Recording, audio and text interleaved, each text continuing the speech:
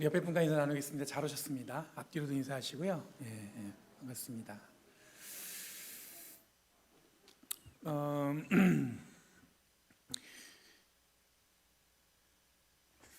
성가대 찬양이 너무 은혜로웠어요.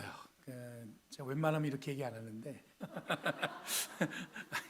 그게 아니라 가만히 이제 우리가 사순절 기간 지나면 늘 듣는 이야기들이 있잖아요.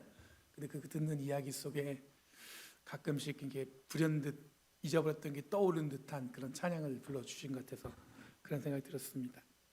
자, 오늘 읽은 본문은 굉장히 익숙한 본문입니다. 그렇죠? 굉장히 익숙하고 많이 읽혀지는 본문이에요. 잘 알고 있죠. 돌아온 탕자, 제목이 그렇습니다. 또는 잃어버린 아들을 찾은 이야기를 그런 주제로 읽혀지기도 합니다.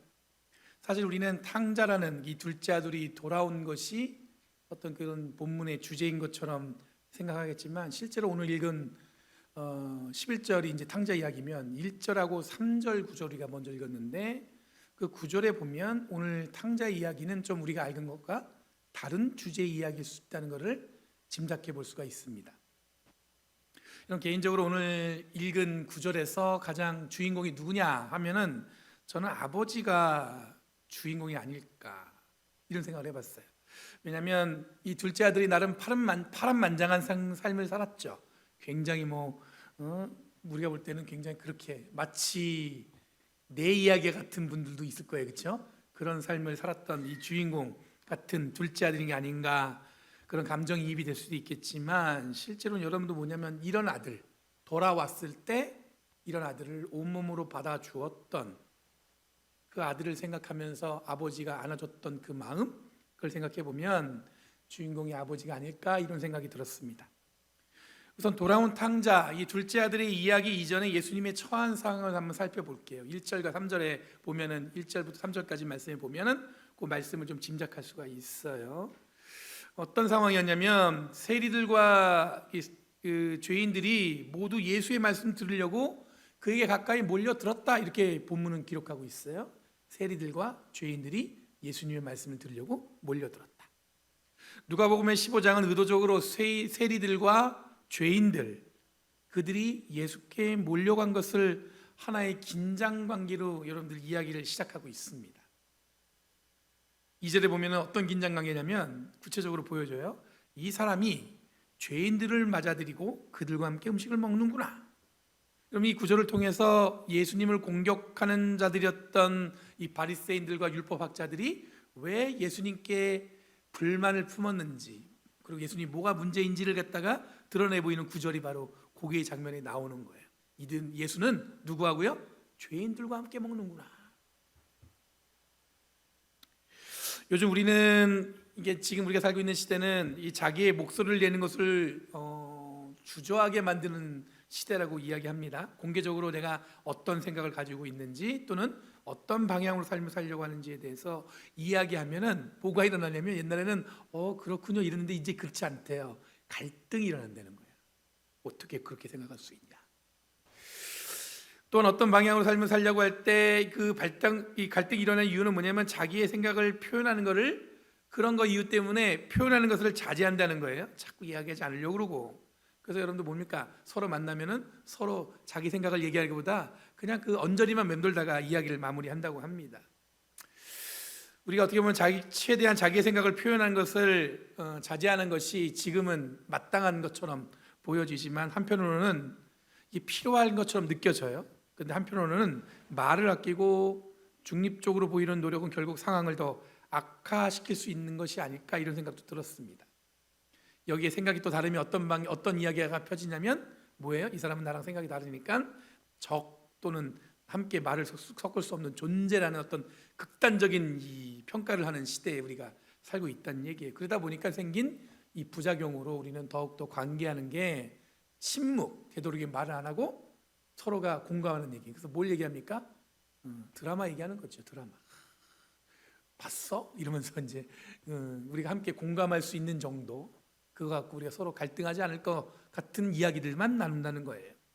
그래서 어떤 학자들은 지금 우리가 살고 있는 시대를 뭐라고 표현했냐면 침묵은 어디를 가리키는지 모르게 하고 앞은 보이지 않는 시대라고 얘기합니다. 들려오는 뉴스는 늘 불안하고 실제로 부딪히는 삶은 조금 아닌 것 같은데 그 불안함은 늘 우리를 감싸지고 있는 게 우리가 살고 있는 이 시대라고 얘기해요. 그런 것처럼 마치 이 바리새인들과 이 율법학자들은 예수가 문제가 있다는 거예요. 무슨 문제예요? 죄인들과 함께 먹고 마시는구나. 그래서 그 프레임을 쫙 씌워서 예수가 뭐 하는 사람이에요? 죄인들과 함께 먹고 마시는 죄인을 뭐 하는 사람이에요? 추종하는 자. 뭐 이렇게 얘기하고 있는 것일지도 모르겠어요. 하여간 바리새인들과 율법교사들은 이 세리와 죄인들과 함께 하는 예수님이 못마땅했습니다. 여기서 우리들은 왜 바리새인들과 율법교사들이 예수님이 못마땅했을까? 이들과 함께하는 예수를 왜 더 못마땅한지 궁금함이 생깁니다. 왜 이들은 그런 예수가 싫었을까? 여러분, 세리는 세금을 걷는 자를 말하는 겁니다. 로마 제국을 대신해서 세금을 자기 민족들에게 걷는 존재니까 그것만으로 첫 번째 거부감이 생겨요. 그러니까 이제 식민지 생활을 하는데 그 로마가 식민지를 하는데 그 대신해서 텍스 컬렉터, 세금을 걷는 거죠. 그러니까 어떤 마음이에요? 내 돈을 뺏어가는 사람 같이 느껴지죠. 또한 여러분들 이들은 뭐냐면 자기가 많이 거둔 만큼 생기는 커미션, 그러니까 자기가 세금을 걷는 만큼의 어떤 그런 커미션이 생기는 구조이다 보니까 이 상황에서 두 번째 거부감이 생길 수 있어요. 세금을 걷는 것도 기분 나쁜데 뭐예요? 많이 거두면 뭐예요? 그 사람한테 뭔가 더 이익이 생기니까 이들은 어떻게 하겠어요? 악착같이 걷겠죠. 그러니까 두 번째 느껴지는 거부감은 바로 거기서 느껴졌을 겁니다. 그럼 죄인이란 단어는 여기 오늘 본문에 나오는 단어는 포네로스라는 단어를 사용했어요. 이게 보통 죄인 이렇게 번역하지만 율법적으로 완전하지 못한 자, 즉 바리새인들이나 율법학자들의 기준에 볼 땐 그들의 기준에 볼 때 죄인인 자. 그러니까 여러분 우리가 흔히 얘는 죄 할 때 우리가 아는 윤리적이나 법적인 거나 이런 죄인보다도 뭐냐면 율법학자들이 봤을 때 율법적으로 뭔가 불완전해서 죄를 짓고 있는 사람들 할 때 표현할 때 그 죄인이에요. 그러니까 그들의 눈에는 죄인인 거죠.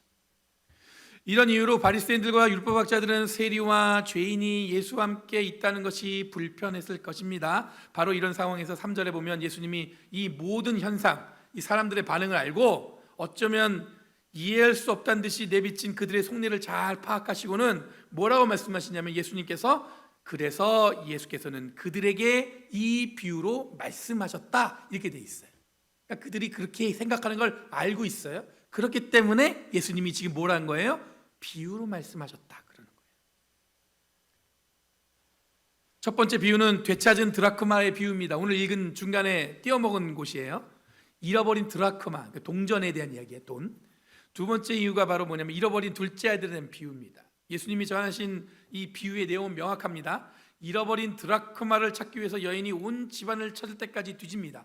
이 동전이 크기가 액수가 이게 작지가 않은 거예요. 이 드라크마를 찾기 위해서는 이 사람은 이 동전을 찾으려고 어떻게 해요? 집안을 발칵 뒤집죠. 찾기 위해서. 찾으려면 뭔 짓을 못하겠어. 집에 있는 건 분명히 아니까 그냥 뒤져서라도 어떻게든 동전을 어떻게 해요? 동전 정도는 내가 그냥 무시할 수 있다. 그 표정이신 것 같은데 여러분 그 모으면 꽤 됩니다. 그죠? 뒤지죠. 찾죠. 어떻게든. 그렇죠? 그 다음에 여러분들 뭐냐면 둘째 아들 두 번째 이야기는 뭐냐면 잃어버린 둘째 아들이 돌아오면서 아버지는 반가워서 다시 아들을 잔치상으로 초대한 이야기가 두 번째 비유인데 그럼 예수님이 이 비유를 통해서 바리새인들과 율법 교사들에게 무엇을 이야기하고 싶은 것일까? 그것은 뭐냐면 세리들과 죄인들이 바로 잃어버렸던 드라크마고 잃어버렸다가 되찾은 둘째 아들이란 뜻이에요. 예수님은 그 이해를 위해서 지금 두 가지 비유를 말씀하셨고 오늘 우리는 뭐예요? 두 번째 비유를 읽은 겁니다. 여기서 예수님의 도전은 당시 사회적 합의가 끝난 죄인과 세리에 대한 평판을 우리들이 경험하는 보편적인 귀한 것으로 여겨지는 물건이나 존재로 해석하는 데 있습니다. 우리는 여기에 주목해야 돼요. 사람들은 세상적인 어떤 그 당시의 유대인들은 합의가 끝났어요. 이 세리들과 이 뭐냐면 죄인들은 죄인이에요. 죄인. 근데 예수님은 뭐냐면 거기에 도전장을 내민 거예요. 뭐냐면 그들이 죄인이라서 가치가 없는 게 아니라 그들의 존재를 다시 해석해내는 그런 예수님의 도전이 오늘 본문에 기록되어 있다고 보면 됩니다. 우리가 살면서 사회적 평판이라는 것은 스스로 뗄 수 없는 이 공동체가 붙여놓은 부적처럼 따라다닐 수 있습니다. 아무리 억울해도 붙여진 딱지는 떼어지지 않고 사람들은 끊임없이 그 이야기를 하는 것이 우리들이 경험하는 삶의 모양이에요. 그래서 우리들은 뭘 하냐면 자기관리라는 걸 하죠. 이게 좋은 의미로는 자기 자신을 가꾸고 좋은 이미지를 만들어내는 데는 필요하지만 약간 부정적으로 보면 솔직하지 않고 뭐 하는 거예요? 이게 체면치레하는 것처럼 보일 때가 있습니다. 제가 가장 많이 듣는 말 중에 어떤 얘기를 많이 듣냐면 목사님은 목사님 같지 않다고 이야기합니다. 이게 묘하게 좋으면서도 약간 걱정돼요. 왜냐하면 목사로 살아야 할 사람인데 목사님은 참 목사님 같지 않으세요. 그 목사님 같지 않다는 그만큼 제가 내 관리를 못한 건가? 막 이런 생각이 들어요. 근데 내가 말을 좀 이렇게 목사님답게 해야 되나? 막 이런 생각도 들 때도 있습니다. 어떻게 해야 정말 좋은 목사일까? 이런 고민도 하게 합니다. 제가 생각해 보면은 지금까지 이렇게 제가 살아온 삶의 방향에서 이 목사라는 이 이미지는 이 사람들이 일반적으로 생각하는 그 이미지는 제가 좀 싫었던 것 같아요. 그래서 되도록이면 그렇게 하지 말아야겠다. 예를 들어서 이런 거예요. 집사님, 형제님, 뭐 이런 거 잘 안 하고 이렇게 편안하게 얘기하는 목사가 되겠다. 뭐 이런 생각을 했던 것 같아요. 그래서 어저께 저기 젊은 속에서 농구하러 가서 농구하러 가서 했다가 아주 죽을 맛입니다. 지금 오랜만에 운동을 했더니 여기가 지금 어디 있는지 모를 정도로 구름에 떠 있는 느낌, 뭐 그런 느낌이에요. 하여튼 그런 건데 어떻게 보면은 제가 이해하는 것은 내가 정말 기존의 목사와 같은 삶이 아니라 정말로 기대하는 목사의 삶을 사는 것에 힘을 쓰고 있다는 것으로 저는 위로하고 있습니다. 그 얘기가 그러면 내가 그래도 새로운 목사의 어떤 모습을 보여주는데 노력하고 있구나, 그렇게 느껴지세요? 이해할 수 없다는 저 표정들 어떻게든 내가 이거 설득하고 싶은데 참.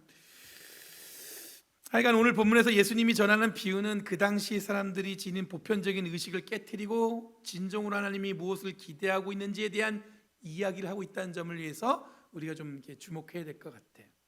이런 세리와 죄인들은 잃어버린 드라크마와 같은 존재이면서 잃어버렸던 아들이라는 것에 무게를 두고 오늘 본문을 읽었으면 합니다. 그러면 바로 탕자의 비유에서 아버지와 같은 마음으로 이런 죄인을 기다리시는 하나님의 마음을 우리는 알 수가 있을 것 같아요. 하나님은 어떤 분이냐면 죄인이 자기한테 돌아오는 것을 어떻게 하세요? 온몸으로 받아주시는 분. 11절 말씀에 보면 예수님이 두 번째 비유가 등장하면서 이야기가 시작합니다. 어떤 사람에게 아들 둘이 있다고 이러면서 시작합니다. 이 비유는 12절에 작은 아들이 아버지 재산 가운데 내게 돌아올 몫을 내게 주십시오 라는 요청으로 이야기가 긴장과 재미로 이끌어갑니다. 살아있는 멀쩡히 살아계신 아버지한테 재산 가운데 내 몫을 주십시오. 그리고 이어지는 9절에 그래서 아버지는 뭐라고 얘기하냐면 살림을 두 아들에게 나누어 주었다 이렇게 얘기하고 있어요. 이야기가 굉장히 속도감 있게 전개되죠. 이거에 대해서 어떤 논쟁이 없습니다. 둘째 아들이 저의 몫을 주세요 그랬더니 아버지가 어떻게 해요? 그 살림의 몫을 주었다. 둘째 아들이 요청한 내게 돌아올 몫은 헬라어로 우시아라는 단어를 썼어요. 이건 재산이라는 뜻이에요. 근데 아버지가 나누어준 살림, 그러니까 아들은 우시아라고 물었는데 아버지는 몫을 물었는데 아버지는 뭘 줬어요? 살림을 줬다고 번역을 했어요. 근데 살림이라는 단어는 비오스라는 단어예요. 이거는 자기의 어떤 그런 살림이라는 뜻도 있지만 생명의 뜻을 담고 있단 말이에요. 그러니까 아버지는 뭘 준 거예요? 몫을 달래니까 자기 생명을 준 거예요. 당시 이스라엘에게 아버지에게 아들을 유산을 물려받을 수 있는 유일한 그 때는 언제면 아버지가 돌아가셨을 때예요. 근데 이 아들이 그걸 알면서도 아버지한테 그 몫을 달랬을 때 무슨 얘기입니까? 아버지의 목숨값을 달라는 뜻과 마찬가지였다는 것입니다. 그런데 이 아들이 아버지께 재산을 요구했다는 것은 다르게 보면은 아버지를 죽은 것처럼 여긴다. 그럼 그렇게 이해할 수 있을 것 같아요. 이런 둘째 아들의 요구는 이미 아버지의 생명을 달라는 요청으로 이해되어질 수 있고 성경은 이런 둘째 아들의 행위가 우리들이 알고 있는, 우리들이 이해할 수 있는 죄인 중에 가장 무거운 죄를 저지른 죄인으로 도덕적 윤리적인 무게까지 얹은 악인으로 작은 아들을 표현하고 있는 거예요. 그냥 아들이 아니라 뭐냐면 정말 윤리적인 큰 죄를 지은 죄. 아버지한테 멀쩡히 살아계신데 아버지한테 뭘 달라는 거예요? 목숨값 주세요. 이렇게 해야 한 거예요.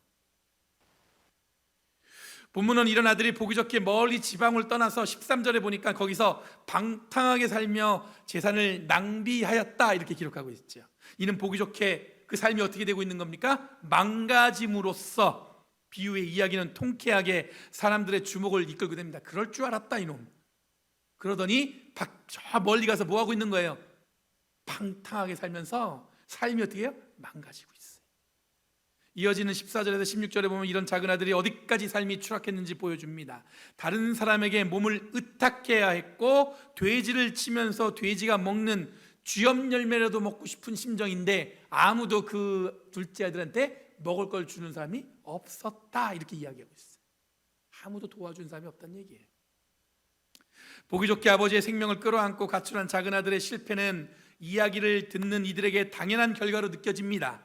당연히 그런 죄인은 실패해야 하고 더욱 잔인하게 그의 삶이 처참해지는 것에 우리가 잘 알고 있는 그런 어떤 보편적인 징계, 이 작은 아들에게 주어진 것은 마땅하다 생각할 수 있습니다. 그런데 여기에서 반전이 일어나요. 어떤 반전이 일어나냐? 17절에 이렇게 나옵니다. 작은 아들이 이 아들이 이 잘못을 저지른 가장 패악한 죄를 저지른 이 아들에게 반전이 일어나는데 17절에 이렇게 얘기해요. 그제서야 그는 제정신이 들어서 이렇게 됩니다. 영어 성경에 뭐라고 번역했냐면 He came to himself 이렇게 되어 있단 말이에요. 원어로는 어떻게 되어 있냐면 메갈로스네라는 단어를 사용했어요. 이 메갈로스네라는 뜻은 뭐냐면 하나님을 가리키는 뜻이에요. 그게 신성함을 가리키는 거예요. 그러니까 스스로 뭐냐면 자기 자신을 존엄한 자로 바꿨다는 얘기예요. 그러니까 자기 자신을 돌아보았다 이 정도가 아니라 그를 어떻게 한 거예요? 존엄한 자로서의 자기를 갖다가 완전히 새로운 사람으로 돌이켜 보았다 이런 뜻이에요.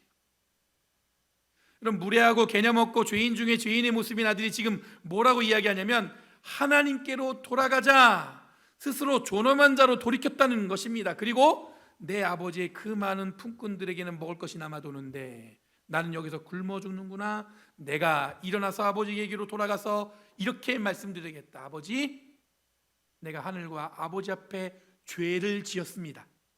그 19절에 나는 더 이상 아버지의 아들이라고 불릴 자격이 없으니 나를 품꾼 하나로 써주십시오. 이제 아들이 아니라 뭘로 가는 거예요? 품꾼으로 써달라고 가야겠다 이런 마음을 먹었다는 거예요. 흔히 우리에게는 이런 말이 익숙하죠. 머리 검은 짐승은 거두는 거 아니다. 사람 절대 안 바뀐다. 제가 예전에 목회하던 교회 목사님이 한 교회에서 40년 목회하셨어요. 그러면서 저한테 한 얘기가 저를 친근하게 불렀어요. 야 규현아, 내가 여기 교회에서 40년 목회했거든. 사람 안 바뀌더라. 목사님이 이제 막 목회 시작하는데 사람 안 바뀌더라. 얼마나 제가 이제 막 시작하는 사람한테 자기는 40년 목회했다고 얼마나 그 말이 되게 무겁고 절망적으로 들리는지 우리는 그게 익숙해요. 사람 잘 안 바뀌더라. 그게 굉장히 익숙한 삶인데 오늘 성경은 작은 아들이 어떻게 했어요? 그렇게 함부로 자신의 삶을 살다가 자신의 삶을 돌이켜 반성하고 스스로 존엄한 자로 돌아섰다는 거예요. 그럼 둘째 아들에게 내려진 낙인은 아버지가 돌아가시기 전에 유산을 요구한 무례한 자식인데 이 무례함을 어떻게 했습니까? 스스로 벗어내었다는 것입니다. 그럼 둘째 아들의 이 극적인 회개는 그를 다시 집으로 돌아가는 용기를 갖게 합니다.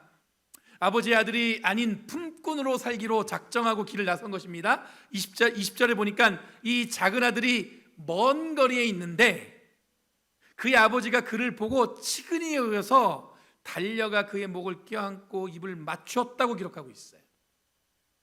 여기서 치근히 여겼다는 말로 번역한 단어의 원래 뜻은 자비를 베풀었다는 뜻입니다. 예수님은 여기서 의도적으로 멀리서 자신의 자식임을 알아보고 돌아오는 자식을 향해 마음을 활짝 열고 받아들이는 아버지의 모습을 이야기하고 있습니다. 여러분, 돌아온 자식이 지금 어떤 상황인지 몰라요. 멀리서 봤으니 그가 받은 유산을 흥청망청 썼는지 아니면 뭔가를 해서 돈을 벌었는지 중간에 병이 걸렸는지 또 무슨 말 못한 사정이 있는지 모릅니다. 그런데 그저 어떻게 한 거예요? 멀리서 오는 아들을 보고 저기 둘째 아들이 오는구나. 그걸 보고 아버지는 어떤 마음이 생겼어요? 자비로운 마음이 생겨서. 그럼 이 구조를 통해서 예수님은 하나님이 우리가 어떠한 상황에 있던 무슨 일을 하던 우리가 어떤 인종이든 실패했던 성공했던 하나님께로 돌아오면 언제든지 어떻게 해요? 자비로운 마음으로 우리를 맞아주신다는 하나님의 모습을 이 아버지의 모습을 통해서 이야기하고 있는 거예요. 하나님 어떤 분이에요? 저 멀리서라도 돌아오는 자가 보면 어떻게 해요? 마음을 활짝 열고 부둥켜 안으려고 뛰어가는 부모의 마음처럼 하나님도 그렇게 우리를 어떻게 하시려고 그래요? 자비의 마음으로 우리를 부둥켜 안기 위해서 뛰쳐가시는 분이란 뜻이에요. 여러분, 이어지는 구절에 아버지가 달려가서 아들의 목을 껴안고 입을 맞췄다고 합니다. 그리고 21절에 이 당황한 아들이 이렇게 고백합니다. 아버지, 내가 하늘과 아버지 앞에 죄를 지었습니다. 이제부터 나는 아버지의 아들이라고 불릴 자격이 없습니다. 여러분, 죄의 속성이 뭔지 아세요? 죄가 왜 문제인 줄 아세요? 죄가 왜 문제입니까? 예? 죄를 통해 우리가 심판받는 게 문제예요? 아니면 죄 지으면 우리가 갖고 있는 죄책감 때문에 문제예요? 죄책감이 있죠. 그것 때문에 심각하게 힘들기도 하고 고통스럽기도 하고 그렇죠. 이런 죄의 가장 큰 문제는 뭐냐면 단절이에요. 단절. 죄로 인해서 여러분들 우리가 하나님을 우리 아버지라고 부르지 못합니다. 죄로 인해서 우리는 뭐냐면 내가 아버지를 불릴 자격이 없다고 생각하는 거예요. 이 둘째 아들이 지금 가서 이 사람이 돌이켜보니까 자기의 죄가 너무 큰 거예요. 그러니까 아버지한테 뭐라고 얘기하는 겁니까? 저는 아버지를 아버지라고 불릴 자격이 없습니다. 이게 바로 죄의 속성이에요. 죄가 우리가 크게 여러 사람 움켜쥐고 이런 것보다도 가장 큰 문제는 뭐예요? 단절이에요. 단절. 하나님과 우리의 관계를 단절시키고 인간과 인간의 관계를 단절시키고 24절 염치 있는 아들의 모습이죠. 당연히 이런 자세가 맞습니다. 그렇죠? 그렇게 돌아왔으면 당연히 그래야 되는 거예요. 그런데 문장을 잘 보면 뭐라고 얘기하냐면 이제 자격이 없다고 합니다. 이유가 뭐냐면 죄를 지었기 때문에 자기가 단절되었다고 생각한 거예요. 이 고백은 율법 교사와 바리새인들도 동의하고 그렇게 판단하고 가르칠 내용입니다. 죄를 지으면 무슨 염치로 하나님을 아버지라고 찾을 수 있겠습니까? 이게 뭐냐면 바로 죄의 속성입니다. 이런 것은 율법을 통해서는 확인되어집니다. 그런데 율법의 역할은 여기까지만이에요. 하나님은 오늘 본문에서 아버지는 이미 자비의 눈으로 아들을 맞이합니다. 이게 뭐냐면 하나님의 사랑의 속성이에요. 율법은 죄가 뭔지를 깨닫게 하는 것, 그것까지예요. 그런데 하나님은 어떤 분이냐면 우리를 사랑하시는 분인데 그럼에도 불구하고 그런 율법의 죄라고 판단되어진 사람을 어떻게 해요? 사랑으로 끌어안는 게 하나님의 사랑의 속성이란 뜻이에요. 여러분, 인간의 죄에 묶여있다는 말은 하나님의 사랑을 통해 주신 자비로움을 거절하는 것을 가리키는 것입니다. 22절에 이런 아들이 고백하자 아버지가 그러나 라면서 이제 답을 하기 시작해요. 전혀 예상치 못한 이 아들이 기대하지 않았던 것을 준비합니다. 종들에게 좋은 옷을 꺼내다가고 손에 반지를 끼우고 발에 신을 신기라고 합니다. 여러분, 손에 반지를 끼우고 신을 신긴다는 뜻은 어떤 뜻이냐면 주인을 승계할 상속자를 의미하는 거예요. 그에게 반지를 끼우고 신발을 신기고, 이 뜻은 그 사람한테 내 뭐예요? 나의 얘가 바로 상속자다, 그런 뜻이란 말이에요. 그리고 살찐 송아지를 잡아서 함께 먹고 즐기자고 합니다. 그러면서 하는 한 말씀이 24절에 나의 이 아들은 죽었다가 살아났고 내가 잃었다가 되찾았다. 그래서 그들은 잔치를 벌였다, 이렇게 이야기하고 있어요. 지금 예수님이 죄인들과 함께한 이유는 바로 이들이 바로 죽었던 사람들이었고 잃었던 사람들이란 뜻입니다.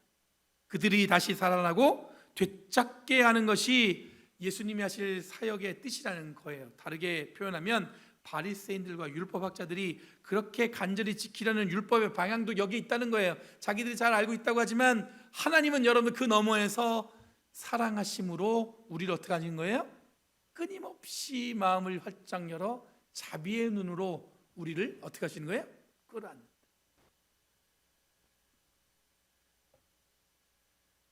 25절 이하 보면 이제 집에서 아버지와 함께 있던 큰아들이 등장합니다. 이 큰아들은 마치 바리새인과 율법학자들을 가리키는 것 같습니다. 아무 문제 없이 아버지 곁에 있습니다. 그런데 본문에 보면 처음 작은 아들이 아버지 유산을 요구했을 때 아버지가 작은 아들만 준 게 아니에요. 둘째 아들한테도 똑같이 아버지의 분깃을 줘요. 그러니까 이미 이 큰아들도 뭡니까? 둘째 아들이 그런 소위 말해서 망나니 짓을 함으로 인해서 자기도 뭘 받았어요? 뭔가 받았어요. 자기 몫을. 일찍 재산을 받았다는 뜻입니다. 이 큰아들이 밭일을 하고 돌아가는 집에 돌아가다가 집에서 잔치 소리가 나니까 종한테 물어봅니다. 그랬더니 종이 뭐라고 얘기하냐면 동생이 돌아와서 아버지가 잔치를 베풀고 있다는 소식을 듣습니다. 이 소식을 들은 큰아들이 어떻게 했어요? 화를 냅니다. 이 화는 마치 죄인들과 함께 먹고 마시는 예수님을 바라보고 그들의 눈과 그들을 바라보면서 이 예수님을 비난했던 그들의 눈과 비슷한 거죠. 뭐지 저거 갑자기 둘째 아들 돌아왔는데 아버지가 잔치를 베푸셨어? 그러면서 아버지한테 한 얘기가 뭐예요? 자기 친구를 위해서 염소 새끼 한 마리 내어준 적이 있습니까? 그러는 거지. 아버지는 저 둘째 완전히 허랑방탕하게 살다가 돌아온 둘째 아들한테는 저렇게 소를 잡아서 잔치를 베푸는데 왜 자기 친구들을 위해서 자기하고 친구들을 위해서는 염소 새끼 한 마리 잡은 적 있냐 이거죠. 여기서 예수님이 정말 하고 싶었던 이야기를 31절에 합니다. 뭐냐면 얘야 너는 늘 나와 함께 있으니 내가 가진 모든 것은 다 내 것이다. 이런 바리새인들과 율법학자들의 노력이 가볍진 않습니다. 이를 인정하지 않는 것이 예수님의 방법은 아니었던 것 같습니다. 다만 이미 누릴 것을 누리면서 다른 사람들에게 모질게 구는 이들의 마음에 하나님의 자비와 그리고 하나님의 계획을 예수님은 전하고 싶었던 거예요. 그럼 복음은 모두에게 기쁜 소식이었습니다. 만약 예수님의 말씀에 귀를 기울였다면 바리새인들과 율법학자들은 기뻐했을 것입니다. 뭐냐면 이미 자신들이 뭐예요? 받을 것을 다 받으며 하나님의 큰아들과 같은 그런 자식으로 살아가고 있구나 이렇게 깨달을 수 있었을 거예요.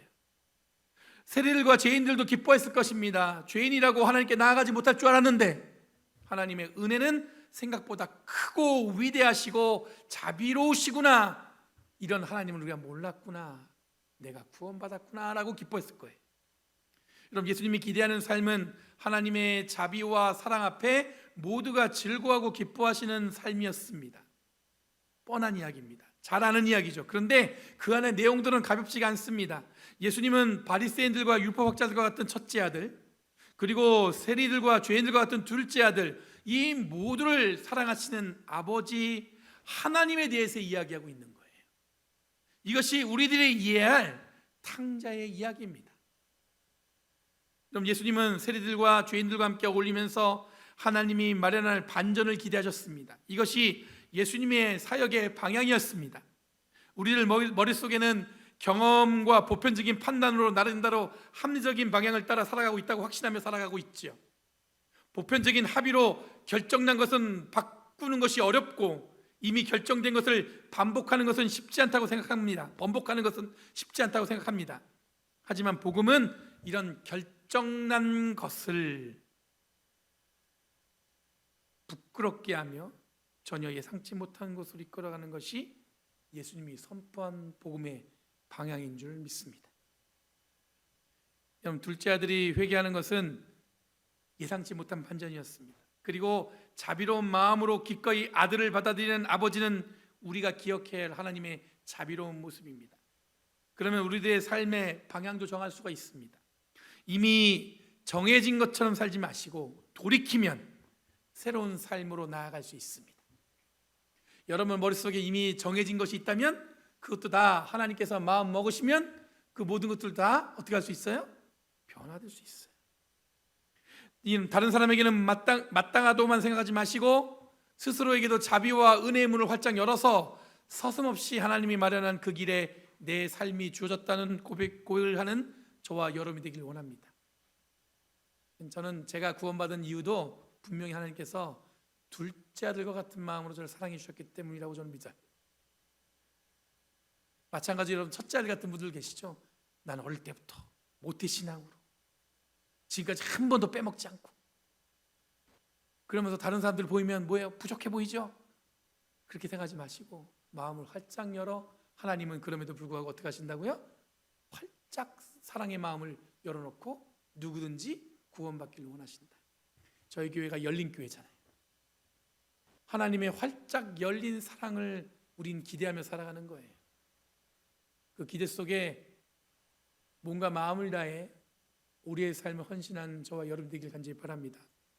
하나님의 자비의 눈은 활짝 열려 있고 우리는 그 은혜를 고백하며 이 땅을 살아가는 것입니다. 그러니 주저하지 말고 돌이켜 하나님이 마련한 반전의 역사에 함께 동행하는 저와 여러분이 되길 간절히 바랍니다. 준비되셨어요? 반전의 역사? 반전의 이야기? 하나님께서 우리에게 그런 가능성과 그런 은혜와 그런 사랑을 이미 주셨음을 기억하시며 이 땅을 살아가는 저와 여러분 되길 간절히 바랍니다. 기도하겠습니다. 거룩하신 주님 감사합니다. 날마다 주님이 주시는 은혜와 사랑 가운데 우리의 삶이 놓여 있는 줄 믿습니다. 변함없는 주님의 사랑을 따라 한 걸음 한 걸음 활짝 열린 마음으로 이 땅을 살아가는 저희들 되게 하여 주시고, 모든 걸 주님께 맡기며 의지하며 나아가는 저희들 되게 하여 주시옵소서. 감사드리며 예수님의 이름으로 기도합니다.